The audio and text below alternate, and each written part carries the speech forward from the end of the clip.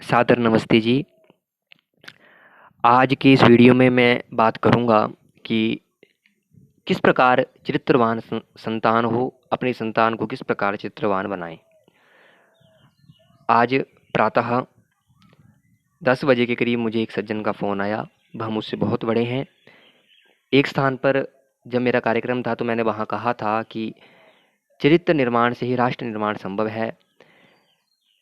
Without character building you will not expect nation building.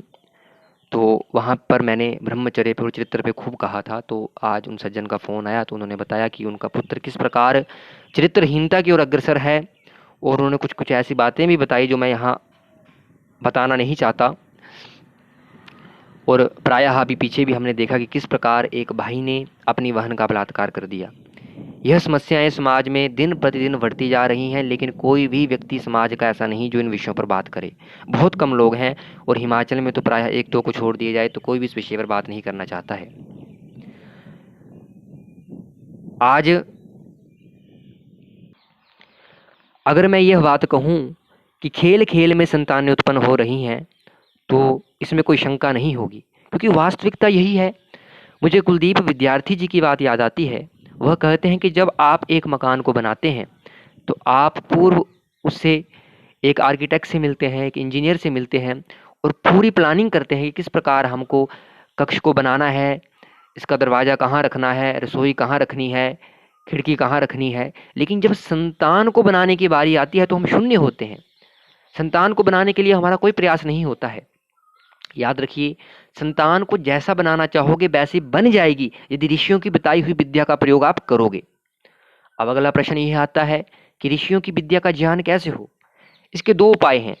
एक तो यह कि आप स्वयं अध्ययन करके जान लें। दूसरा यह है कि जो आपके कुल पुरोहित है वह आपको जनावें, वह आपको बतलावें। लेकिन आज की वास्तविक स्थिति यह है कि जो कुल पुरोहित हैं वह तो माने विद्या से विमुख हैं। वो तो विद्या पढ़ना ही नहीं चाहते, पुस्तकें खोलना ही नहीं चाहते, क्योंकि जैसा चला है ठीक है, कोई प्रश्न करने वाला है नहीं।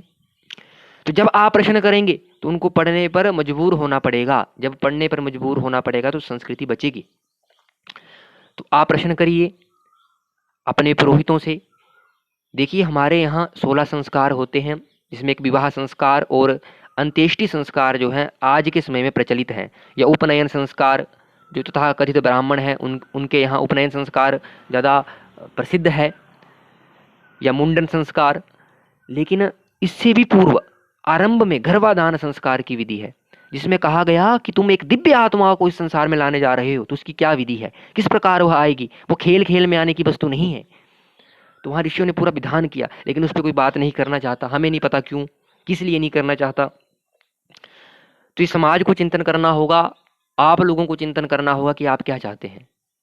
विवाह का प्रयोजन क्या है। विवाह में कहा जाता है कि विवाह राष्ट्र को उत्तम संतान देने के लिए हो रहा है। तो जब राष्ट्र को उत्तम संतान आप नहीं दे रहे हैं तो कहा उस स्त्री को भी वो स्त्री बद्ध के काबिल है जो राष्ट्र के लिए उत्तम संतान नहीं देती है। देखिए, याद रखिए, चरित्रवान संतानें उन्हीं की हुई हैं जिनकी चरित्रवान माताएं हुई हैं और पिता हुए हैं।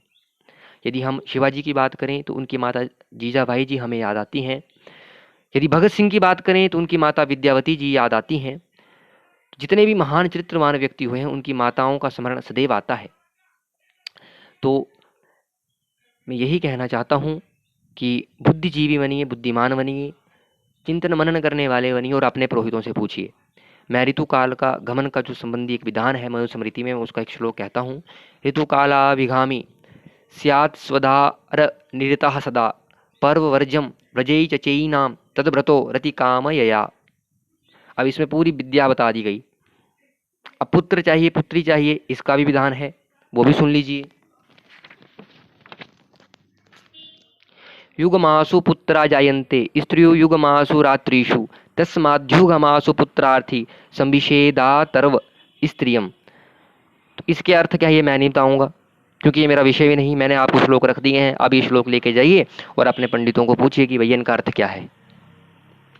और दूसरा, एक बात और, यदि आप चाहते हैं आपके बच्चे चरित्रवान बने तो आपको भी चरित्रवान बनना होगा। जिनके माता पिता चरित्रवान नहीं उनके पुत्र चरित्रवान नहीं। यदि आप चाहते हैं आपके बच्चे प्रातः जल्दी जगें तो आपको प्रातः जल्दी जगना होगा, आपको रात को जल्दी सोना होगा। इन नियमों का पालन करना होगा, सात्विक भोजन करना होगा, व्यायाम करना होगा, तब आपके बच्चे उसका अनुसरण करेंगे। केवल बच्चों को दोष दे करके कुछ नहीं होगा। तो मेरा यही निवेदन आप सभी से है कि बच्चे खेल खेल में ना उत्पन्न हो, बल्कि ऋषियों की विद्या से उत्पन्न हो। एक दिव्य आत्मा को जो संसार में आप लाएं, तो आपको धन्यवाद दें, ना कि आपको बाद में कोसे। इन विषयों पर, इन बातों पर आप चिंतन करिए, यही मेरी आपसे आशा है। नमस्ते जी।